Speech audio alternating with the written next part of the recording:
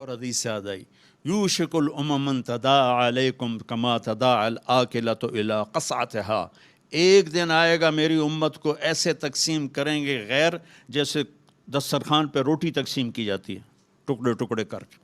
تو صحابہ نے پوچھا اب من قلت نحن یومئذ یا رسول اللہ، یا رسول اللہ کیا ہم اس دن تھوڑے ہوں گے؟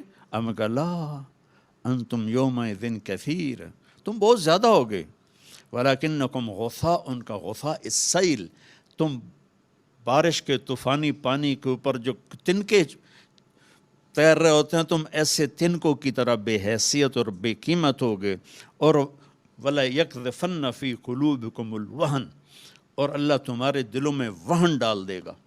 تو صحابہ نے پوچھا یا رسول اللہ وہن کیا ہے؟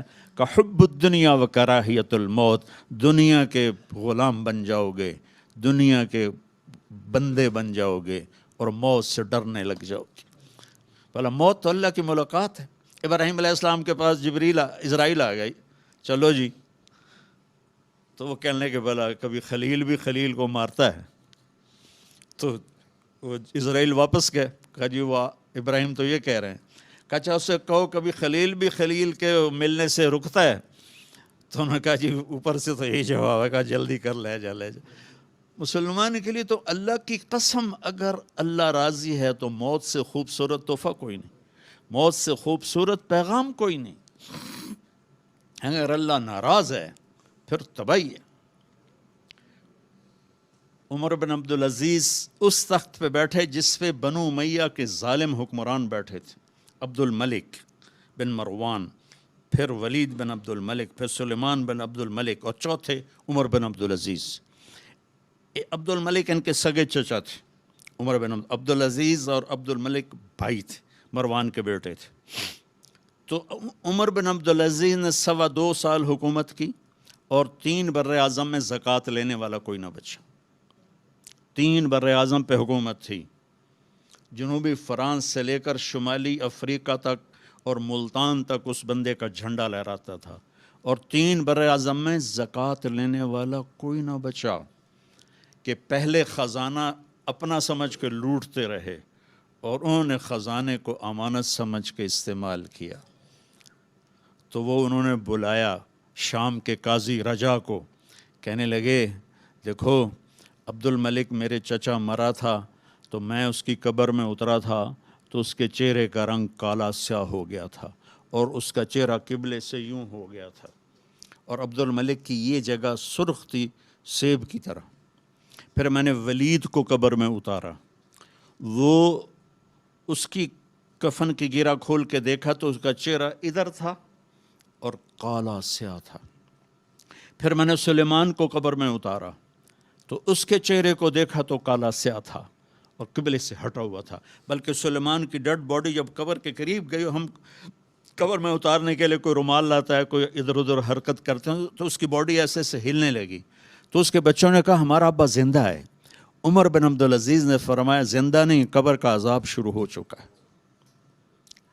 اور یہ ان تینوں کا جرم کیا تھا؟ ظالم تھے، بددیانت تھے، قومی خزانے کو ذاتی ملک بنا لیا تھا۔ یہ کیا سمجھتے ہیں حکمران کہ یہ مزے کریں گے؟ ان سب کے ہاتھ ایسے بندھے ہوں گے قیامت کے دن۔ یہ جتنے جج صاحبان ہیں یہ کیا سمجھتے ہیں کہ ہمیں بڑی اعلیٰ پوسٹ ملی ہوئی ہے؟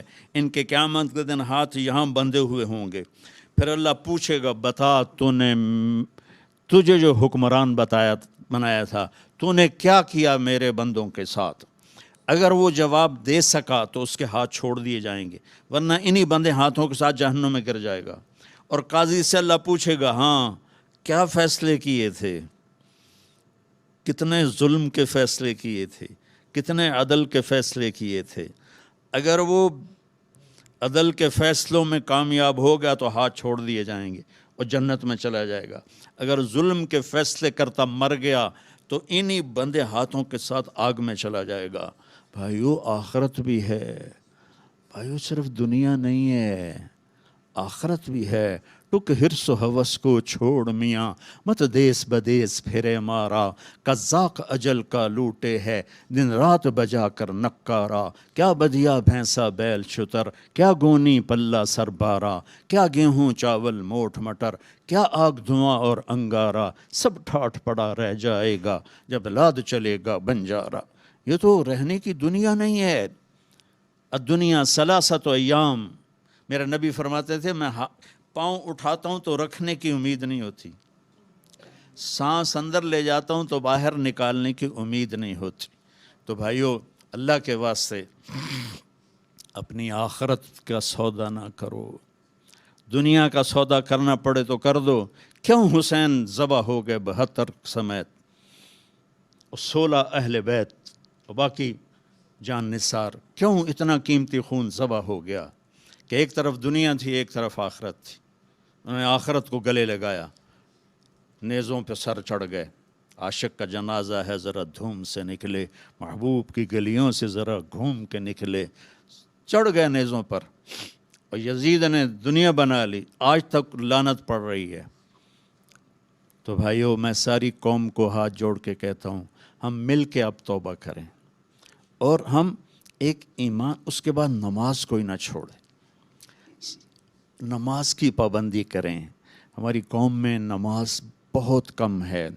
ہمارے کے پی کے علاقے میں نمازی ہیں، لیکن وہاں سود بہت زیادہ ہے، لوگ سود پہ دیتے ہیں اور بہت ظلم کرتے ہیں۔ نمازی ہیں لیکن سود نہیں چھوڑتے ہیں، تو یہ ان کے لیے بہت بڑی تباہی بن جائے گی۔ 2 آدمیوں پہ زبردست عذاب آنے والا ہے، 2 آدمیوں پہ۔ امت مسلمہ میں 2 قسم کے لوگوں پر سب سے شدید عذاب ہوگا، ایک سود کھانے والا، دینے والا نہیں، کھانے والا، سود لینے والا، اور ایک ناحق قتل کرنے والا۔ ان دونوں کے لیے سب سے خوفناک عذاب ہے جہنم کا، اہل ایمان میں سے۔ زانی شرابی کے لیے وہ عذاب نہیں ہے جو سود کھانے والے اور قتل کرنے والے کے لیے ہے۔ تو نماز پڑھو، ساری قوم سے کہتا ہوں نماز پڑھو۔ اللہ نے رزق دیا ہے، زکوٰۃ دو، قرآن پڑھو، اللہ کے واسطے قرآن پڑھو، اللہ کے نبی کی سیرت پڑھو، علم حاصل کرو کہ میرا رب مجھ سے کیا چاہتا ہے۔ میرا رب پہلی سطر ہے بسم اللہ الرحمن الرحیم، کہ میں رحمان و رحیم ہوں، کوئی سخت حکم نہیں سناؤں گا، آسان ہوں گے، کر لو، بڑا نفع رہے گا۔ تو قرآن پڑھو، نبی کی زندگی پڑھو، صحابہ کی زندگی پڑھو، اور قرآن کو اپنا ورد بناؤ۔ تیسرا کلمہ، درود شریف، استغفار، چلتے پھرتے اٹھتے بیٹھتے اپنا یہ ذکر بناؤ، اور اپنے اخلاق کو بلند کرو۔ آپ سارے سیاسی لوگ بیٹھے ہیں، لیکن میں نبی کی بات کروں گا، اپنی زبان کا بول میٹھا کرو۔ سب سے کہتا ہوں، جتنے سن رہے ہیں، زبان کا بول میٹھا کرو۔ میرے نبی کو پسند نہیں ہے شدت کے بول۔ اور ایک یہ بعد میں کہوں گا